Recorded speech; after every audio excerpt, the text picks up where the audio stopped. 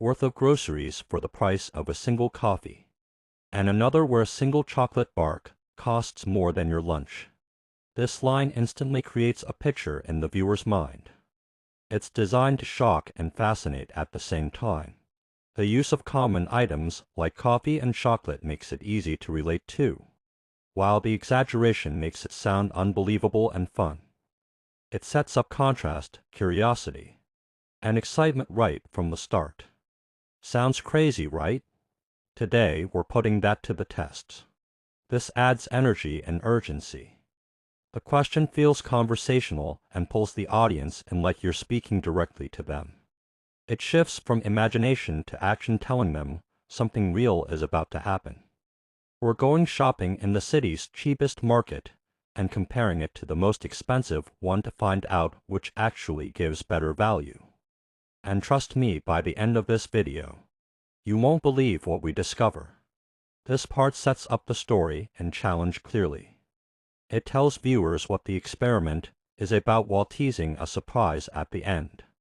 The phrase "trust me" adds confidence and makes it feel personal, encouraging the audience to keep watching. The challenge is simple. We're buying the exact same list of items, fruits, snacks, drinks, and daily essentials from both markets. Same list, same budget, but the results? You'll have to see.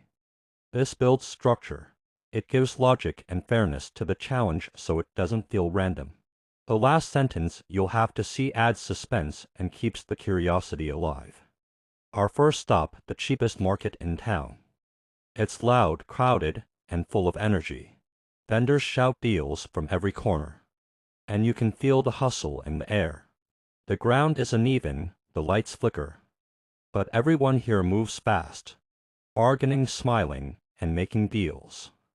This brings the environment to life. It uses sensory words, sound, movement, and emotion to make the viewer feel present. The focus is on energy and humanity, not poverty, making it lively and respectful.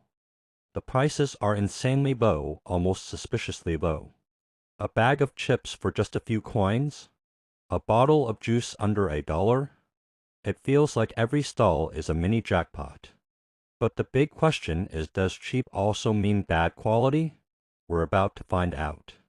This part uses short, punchy sentences to keep excitement high. The humor and almost suspiciously low makes it funny but believable. The final question adds a mini cliffhanger, hinting that a test or twist is coming soon. We pull out our list: rice, milk, fruits, bread, snacks, soap, and soda, and start hunting. It's chaos, but the good kind. Bananas are a little too ripe. The bread feels dry, and the soap looks off-brand, but hey, it's dirt cheap, and everyone around us seems happy. It's not fancy, but it's real. This shows realness and honesty. It describes imperfections without judgment, keeping the tone positive and grounded. It's not fancy, but it's real, gives warmth and heart to the cheap market experience. All right, time to switch worlds. Welcome to the city's most expensive market. The moment you walk in, the air changes. Automatic doors slide open, soft music plays, and even the shopping carts look expensive. Everything spotless, perfect rows, polished shelves, and a faint scent that somehow smells rich. This transition is dramatic and cinematic. It feels like moving from one movie set to another. The exaggerated, even the shopping carts look expensive, adds humor while emphasizing the difference between the two worlds. The staff greet you politely, calling you sir and ma'am. Every item feels luxurious. But then, the prices hit harder than rent day. That same loaf of bread we bought earlier for pocket change now costs 5 times more. The fruits are shiny like they've been waxed for a magazine photo shoot. And the water bottles look like they belong in a 5-star hotel. This section balances elegance and comedy. It highlights how everything looks perfect but costs a fortune. Hit harder than rent day keeps the humor alive while stressing shock. The visual details make it easy for viewers to imagine. But does it actually taste any better? Let's find out. This line is a perfect turning point. It restarts curiosity and shifts the focus from visuals to testing. It's short, punchy, and full of anticipation. We grab the same list again, same items, same quantities, as we scan them. The total keeps climbing. $10, $20, $50, and we're not even halfway done. By the time we reach the checkout, it's shocking. This part builds tension like a countdown. Listing rising prices one by one creates rhythm and suspense. It's a natural way to show surprise without needing extra commentary. Still, let's be fair. Maybe the taste, freshness, or overall experience makes up for it. So we take everything home for the ultimate test. This keeps the tone balanced. It reminds the audience that the comparison will be fair, which builds trust. It also creates excitement for the final reveal. We unpack both sets of groceries side by side. The cheap market stuff looks simple, no fancy labels, plain packaging. The expensive haul, though, looks like it came straight out of a lifestyle magazine. But here's where things start to get interesting. This sets up the visual contrast for the reveal scene. The lifestyle magazine description highlights glamour, while here's where things start to get interesting, creates another curiosity hook. The cheap bread, surprisingly soft. The fruits a bit uneven but sweet and juicy. The snacks crunchy and flavorful. And when we try the expensive versions, guess what? Almost identical. Sure, the packaging is cooler and the labels are prettier, but taste-wise, there's barely a difference. This part gives the emotional payoff. Short sentences mimic real reactions, quick and genuine.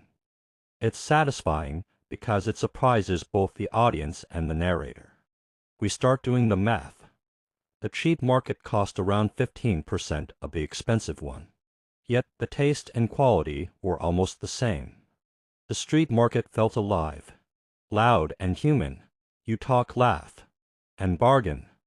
The luxury market was perfect but quiet, distant, almost robotic. This turns the experience into meaning. It combines logic, percentages, with emotion, human connection. It shows that value isn't just about money, but about feeling and experience. Then comes the real shocker. When we compared the total bills, the luxury store charged nearly 7 times more for nearly identical products.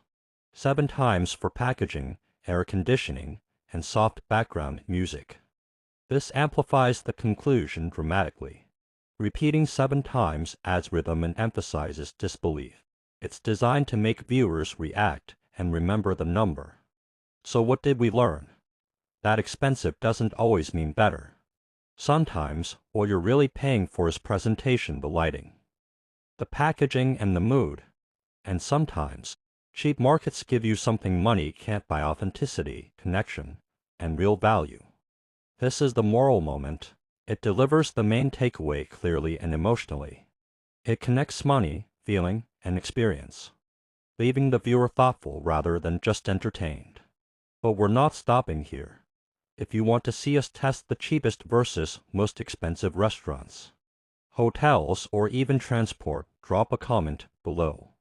Because next time, we might just find out that cheap and expensive aren't opposites, they're just different ways of seeing value. This keeps engagement high and invites participation. It makes viewers feel like part of the journey. The final sentence is philosophical and balanced, ending the story on a smart, memorable note. Now tell me, where would you shop after this experiment? The noisy, colorful street market or the calm, luxury store with designer shelves? Let's see what people really value, because that answer might just shape our next challenge. This final line is the call to action. It invites comments and interaction naturally. It feels like a conversation, not a command. The energy stays high, and the ending leaves the viewer thinking, curious, and ready for the next video.